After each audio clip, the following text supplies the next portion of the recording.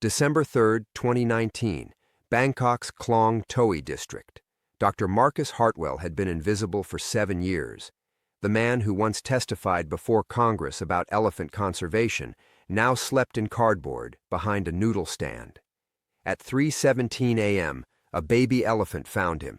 The animal was bleeding, dragging chains, and it walked straight to Marcus like it knew exactly where to find him. What happened next sent shockwaves through Thailand's underground wildlife trade. Within 48 hours, 3 government officials were dead, a $50 million trafficking ring collapsed, and the world's most wanted poacher was found in pieces. But here's what the newspapers didn't report.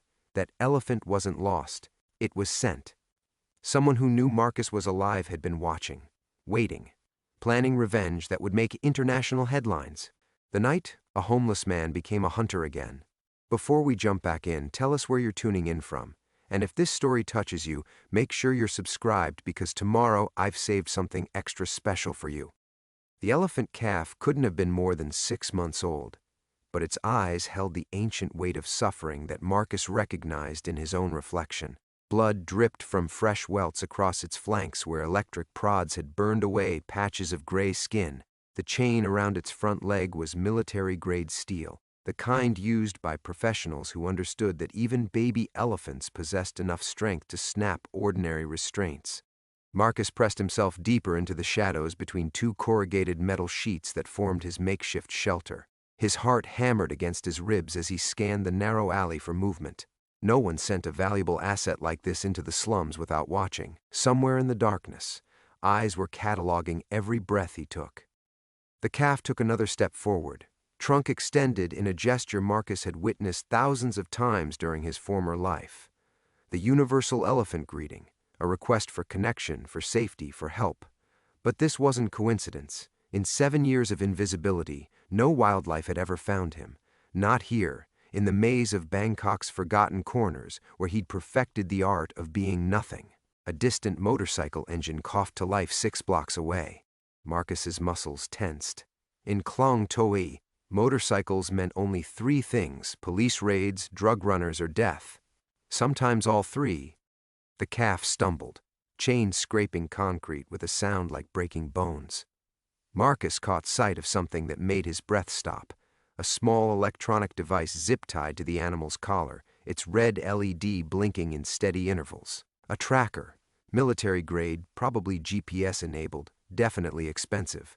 Someone wanted to know exactly where this elephant went, which meant someone wanted to know exactly where Marcus Hartwell was hiding. His mind raced through possibilities, each more terrifying than the last.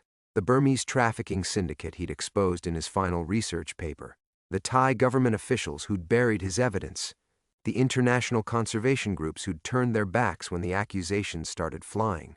Or worse, the people he'd trusted most, the ones who'd orchestrated his fall from grace with surgical precision. The calf collapsed. Marcus closed his eyes, fighting against instincts that 7 years of survival hadn't managed to kill.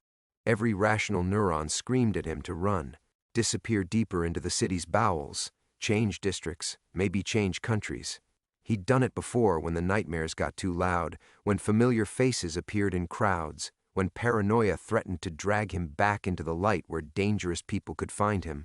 But the elephant was dying, and despite everything, the destroyed reputation, the lost family, the years of deliberate self-erasure, Dr. Marcus Hartwell still knew more about saving elephants than anyone else alive. The motorcycle engine grew louder, definitely heading this way now, weaving through the district's maze of alleys with the confidence of someone following a map, or a signal.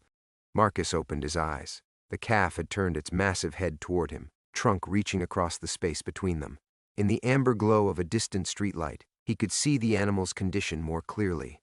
Severe dehydration, infected wounds, stress fractures along the leg bones from forced marching, classic signs of a trafficking operation but executed with unusual cruelty.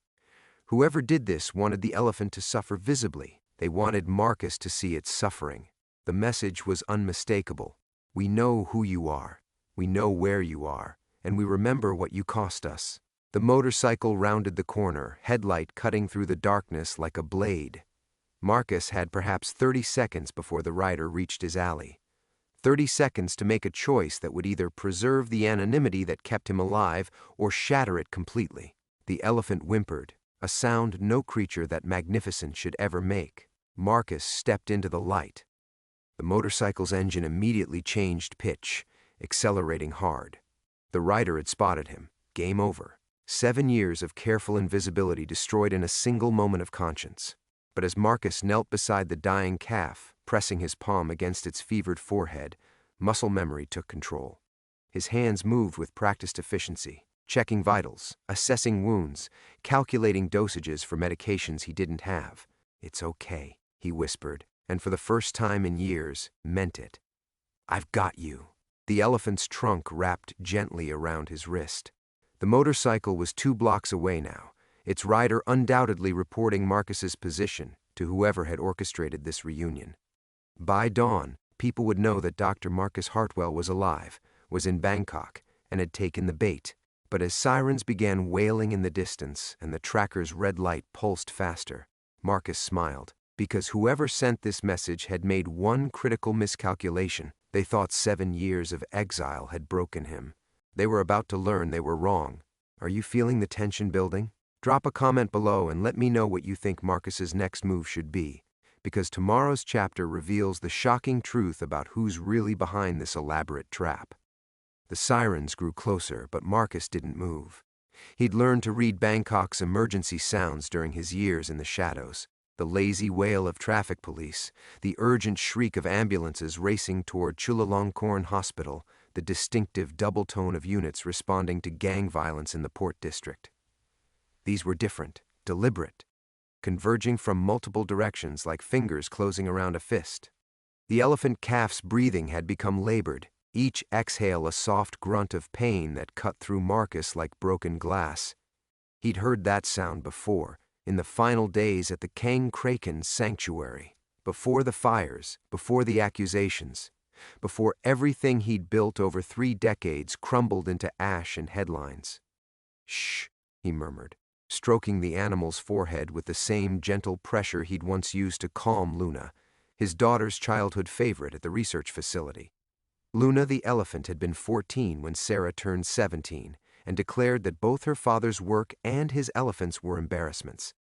That was 3 months before the sanctuary burned, before the trafficking evidence disappeared, before Sarah stopped returning his calls forever. The tracker's red light pulsed against his thumb as he examined the device. Military-grade GPS with satellite uplink capability, equipment worth more than most Bangkok street vendors earned in a year. Someone with serious resources wanted him found. The question was whether they wanted him alive. Marcus glanced toward his shelter, a carefully constructed refuge hidden between shipping containers that had been his home for 8 months, longer than he'd stayed anywhere since leaving Myanmar. Inside, wrapped in plastic beneath loose floorboards, lay the only photographs he'd salvaged from his former life: Sarah at 6, gap-toothed and grinning while feeding bananas to baby elephants; Dr. Elena Vasquez laughing at a conference dinner in Geneva, her hand resting on his shoulder in a moment before ambition and betrayal poisoned everything between them; his research team celebrating the publication of their landmark study on elephant communication, the same research that had later been weaponized against him. The calf's trunk tightened around his wrist, a gesture of trust that sent unexpected warmth through his chest. When had another living creature last sought comfort from him? In the streets, he was invisible by design, a gray-bearded ghost who collected bottles and avoided eye contact, the carefully maintained appearance of broken homelessness that kept dangerous people from recognizing the man who'd once testified before Parliament, who'd shared wine with cabinet ministers, who'd been naive enough to believe that truth was stronger than money. "I know you're scared," Marcus whispered, checking the animal's pulse against his watch, an ancient Timex that had survived everything, unlike his Rolex or his reputation. "But I need you to stay calm. We're going to figure this out." The motorcycle engine had gone silent. Either the rider was reporting his position or preparing for something worse. Marcus's fingers found the small knife he kept tucked in his boot, useless against professional killers but better than nothing. 7 years of paranoia had taught him that preparation was the difference between survival and becoming another missing person statistic in a city that swallowed secrets. Behind him, metal scraped against concrete. Someone was moving through the container maze, footsteps too careful to be casual scavengers or police, professional hunters who understood their quarry. Marcus looked into the calf's dark eyes and saw something that stopped his breath. Intelligence, recognition. This wasn't just any trafficked elephant. This animal knew him. The way it held his gaze, the deliberate gentleness of its touch, the fact that it had found him in an alley that wasn't on any city map. Someone had trained this calf to seek him specifically, which meant whoever orchestrated this had been watching him far longer than he'd realized. The footsteps stopped. Somewhere in the maze of shipping containers, a radio crackled with static and whispered voices. Marcus couldn't make out words, but the rhythm was familiar. Tactical communication, brief and coded. His chest tightened as memories surfaced. Midnight raids on trafficking camps, coordinated operations that required military precision. The night Elena had led them into an ambush that should have killed him, but instead destroyed everything else.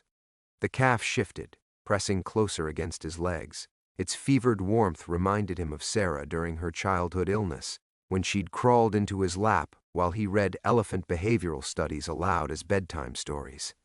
She'd been 8 then, still believing her father was a hero who saved magnificent creatures from bad people. Still 3 years away from learning that sometimes the bad people won and heroes became cautionary tales. The voice emerged from the darkness behind a container, calm and professional. "Dr. Hartwell, please remain exactly where you are." Marcus smiled, his hand never stopping its gentle stroking of the elephant's forehead. After 7 years of running, they'd finally found him, but they'd made one crucial error in their elaborate trap. They'd reminded him who he used to be. Marcus rose slowly, keeping one hand on the elephant's neck. The voice belonged to a woman, American accent, military bearing, the kind of controlled authority that came from years of giving orders people didn't dare refuse. But there was something else underneath, something that made his stomach clench with recognition. "You can come out, Elena," he said quietly. "I know it's you." The silence stretched for 10 heartbeats, 20. Then footsteps emerged from behind the shipping container, measured and deliberate. Dr. Elena Vasquez stepped into the amber streetlight, and 7 years collapsed into nothing. She looked exactly as he remembered and completely different. The same sharp cheekbones, the same calculating dark eyes that had once looked at him with something resembling love. But gone was the flowing hair he'd run his fingers through during stolen moments in research tents across 3 continents. Now it was pulled back in a severe bun that emphasized the hardness around her mouth. Gone were the khaki field clothes and mud-stained boots, replaced by tactical gear that made her look like exactly what she'd apparently become. "Hello, Marcus." Elena's voice carried no warmth, no acknowledgement of what they'd once meant to each other. "You're looking well for a dead man." The elephant calf shifted against his legs, sensing the tension that suddenly electrified the air between them. Marcus kept his breathing steady, though his heart was hammering loud enough that she probably heard it. Elena had always been able to read his tells. "Not dead," he said, "just careful. Though I suppose that's over now." Elena stepped closer, and he caught sight of the weapon holstered at her hip. Professional grade, like everything else about this operation. The careful thing would have been to keep walking. Let the elephant die. Maintain your comfortable anonymity. We both know I was never going to do that. Yes, a smile ghosted across her lips, not friendly but satisfied. "I told them you wouldn't. Dr. Marcus Hartwell, savior of elephants, defender of the helpless." Predictable to the end. The radio at her belt crackled. Male voices, reporting positions, establishing perimeter. How many people had she brought? How long had they been planning this moment? "Why the calf?" Marcus asked, though part of him already knew. Elena had always preferred psychological warfare to brute force. "Why not just take me?" "Because we need you willing. Motivated." Elena's gaze dropped to the dying animal. "And because we need to be absolutely certain you're still the same bleeding heart idealist who destroyed our operation in Myanmar." Our operation. The words hit him like physical blows. Marcus had suspected for years that Elena's betrayal ran deeper than professional rivalry or personal revenge.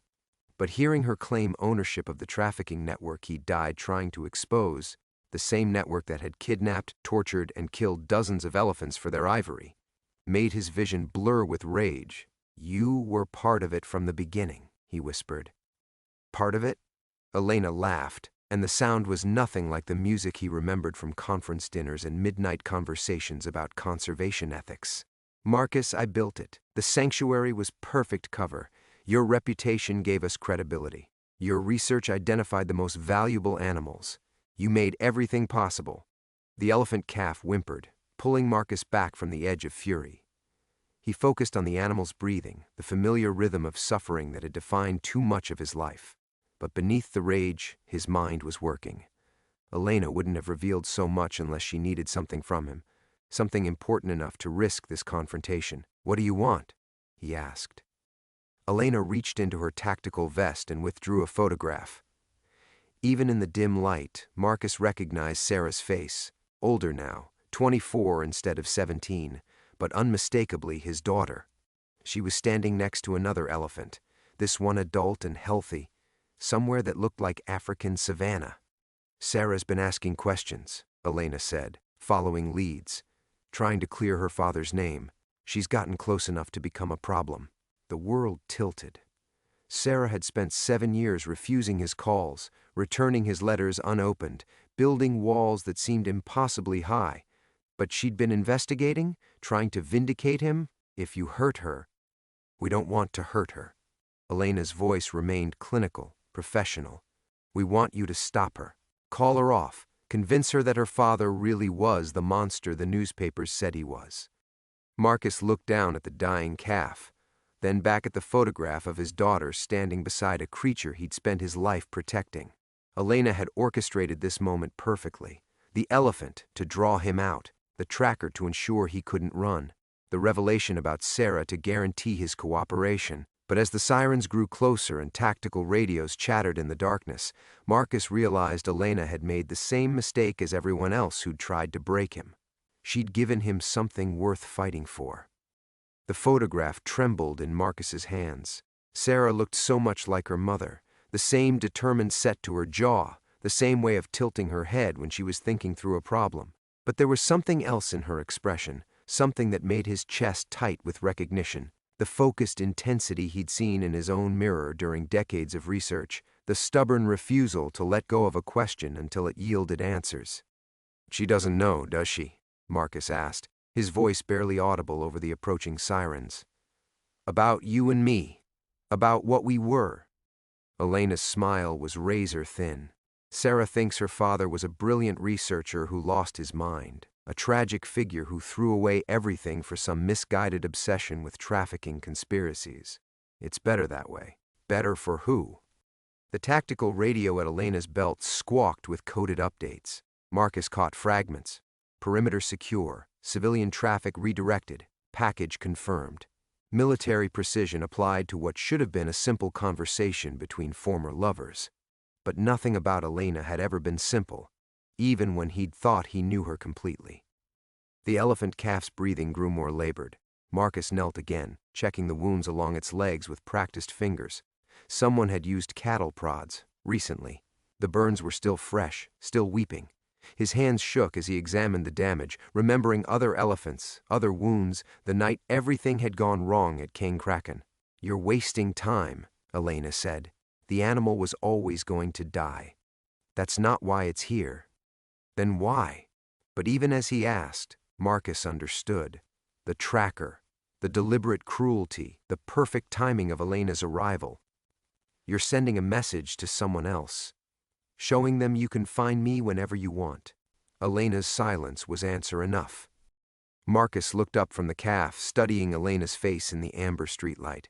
7 years ago, he'd thought he could read every emotion that crossed those features. Now she was a stranger wearing a familiar mask.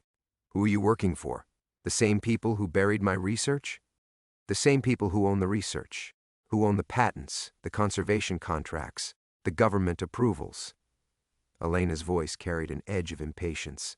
"The people who built something profitable from the chaos you tried to create." The sirens were closer now, maybe 6 blocks away. Marcus could hear the distinctive rumble of heavy vehicles, not police cars, but something larger. Transport trucks, maybe, or tactical units. Whatever Elena had planned for him, it required serious infrastructure. Sarah won't stop, he said quietly. You know that, right? She's her father's daughter. Once she gets hold of something, she doesn't let go. Which is why we need her father to let go for her. Elena stepped closer, and he caught a whiff of her perfume, something expensive and unfamiliar, nothing like the simple soap and sunscreen he remembered from their field work together. Call her, Marcus. Tell her you've been lying to yourself for 7 years, that the evidence against you was real, that she should stop digging before she destroys what's left of the family reputation. The elephant calf's trunk found his wrist again, wrapping around it with surprising strength. The touch was warm, trusting, achingly familiar. How many elephants had he comforted in his former life? How many had died while he stood helplessly by, unable to fight the forces destroying them? What if I refuse? Elena reached into her vest again and withdrew a second photograph. This one showed Sarah entering a small building, a veterinary clinic, based on the signs visible in the background. But there were other figures in the frame, shadowy forms that could have been security or surveillance or something worse. Then your daughter learns the hard way that some truths are more dangerous than lies. Marcus closed his eyes, feeling the weight of 7 years crashing down on him. The careful invisibility he'd maintained, the paranoid precautions that had kept him alive while Elena and her partners profited from the network he'd tried to expose, the slow, grinding certainty that he'd lost everything, reputation, family, purpose, for nothing. But when he opened his eyes, Sarah was still there in the photograph, standing beside that healthy elephant with the same expression he'd worn at her age. The same stubborn belief that knowledge was worth any price, that truth mattered more than safety. Elena was wrong about one thing. Sarah wasn't like her mother. She was exactly like her father. The elephant calf shifted against his legs, and Marcus made his choice. Not the safe choice, not the smart choice, but the only choice that mattered. He looked up at Elena and smiled. No. The sirens reached the alley as Elena's face went cold, and Marcus realized that after 7 years of running, the real fight was just beginning.